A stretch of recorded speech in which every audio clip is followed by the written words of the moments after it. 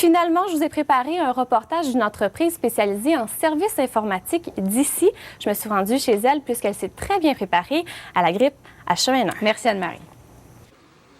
La pandémie H1N1 a changé la routine de Joanne Ducharme. Elle arrive au bureau à 5h30. Je vais à tous les matins sur le site de Pandémie Québec.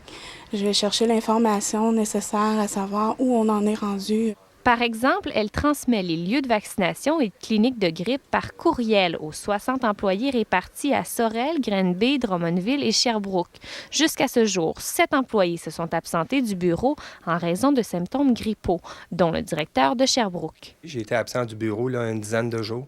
J'ai suivi la politique. Je me suis isolé à la maison.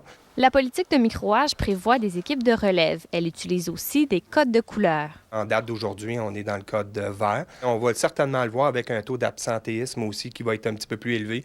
Puis là, à ce moment-là, on va tomber dans le jaune. Fait que dans le jaune, c'est le port de masque. On va en clientèle.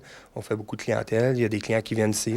On va éliminer ces contacts clients. On va éliminer les réunions. Depuis 2 semaines, tout matériel envoyé par un client est désinfecté à son arrivée.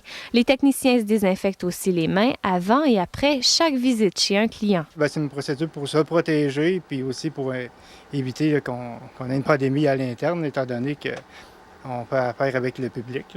Pour l'instant, les codes jaunes et rouges attendent sur le bureau de Joanne. Si on arrive dans le rouge, on ne sera pas la seule entreprise. Toutes les entreprises au Québec devraient être dans la même situation que la nôtre. Mais on n'espère pas ça.